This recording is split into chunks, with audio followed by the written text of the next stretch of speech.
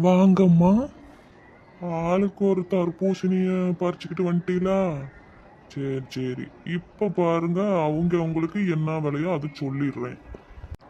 அந்த நெட்டையாக்குற பொண்ணும் சுடிதார் போட்ட பொண்ணும் பெரிய பெரிய கோஷா பழமாக இருக்குது. அது வந்துட்டு 200 பார்த்துக்கிடுங்க. இந்த குண்டாக்குற அம்மாவும் ரோஸ் கலர் புடவை கட்டின அம்மாவும் ஒரே சைஸில் கொஞ்சம் சைஸாக எடுத்துருக்குறாங்க. அதுக்கு ஒரு 100 போட்டுக்கிடுங்க. அம்பிட்டம்மா வேலை காசு கொடுத்துட்டு நீங்கள் எடுத்துகிட்டு போங்க. நோய் என்னன்னோ விலை போட்டு கொள்ளையா சொல்கிறீல, கொஞ்சம் குறைச்சி கொடுக்கக்கூடாதா?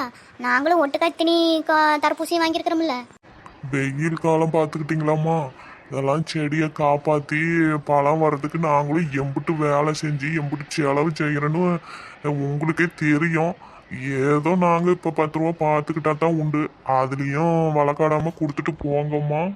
இல்லைண்ணே, நீங்கள் சொல்கிறது என்னமோ சரிதான். ஆனால் நாங்கள் ஒட்டுக்கா இத்தனி பழம் வாங்கிக்கிறோம் பார்த்துக்கிடுங்க. அதனால் கொஞ்சம் குறைச்சி கொடுத்தீங்கன்னா நாங்களே வந்து நாளைக்கு ஒரு தர்பூசணி மொத்தமாக வாங்கிட்டு போய் பழக்கடை போடலான்னு ஒரு யோசனை. அது கொஞ்சம் விலையை பார்த்து குறைச்சி சொன்னீங்களா நல்லாயிருக்கும். நல்ல யோசனை தாம்மா, செய்யுங்க. நானே பழம் உங்களுக்கு சப்ளை பண்ணுறேன். அப்போ குறைச்சிக்கிடலாமா? இப்போ முடியாது.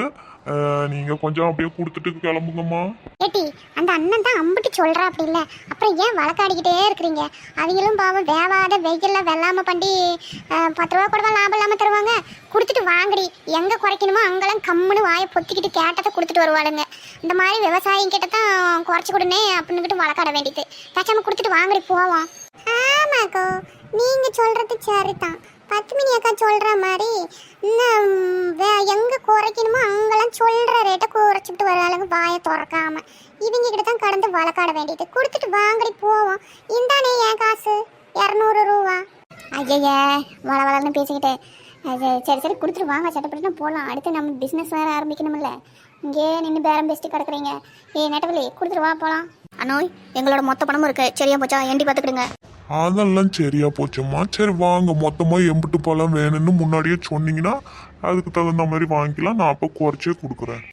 ஆமாண்ணே, நானும் நெட்டவழியும் கோசப்பழம் பிஸ்னஸ் போடலான்னு ஒரு முடிவில் இருக்கோம்.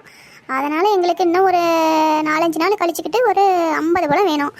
50 பழம் நல்லா பழமாக கொடுத்தீங்கன்னா தான் நல்லாயிருக்கும். அப்புறம் இந்த பழம்லாம் நல்லா இனிக்குமாண்ணே? எப்படி இல்லை கொஞ்சம் எதனா உப்பு கறிக்கிற மாதிரி எது இருக்குமா? நம்ம பழம்லாம் தண்ணி பாய்ச்சி அம்பிட்டு ருசியாக இருக்குமா. நல்லா தேனாட்டம் இனிக்கும் பார்த்துக்கிடுங்க. சக்கரை கூட தோற்று போயிடும். நீங்கள் வேணுமே சாப்பிட்டு பார்த்துட்டு சொல்லுங்க வந்து. சரிண்ணே, சரி, இனிச்சா சரி தான். நாங்கள் வாரேண்ணே, அப்புறம் வந்து ஒரு லோடு வாங்கிக்கிடுறோம்.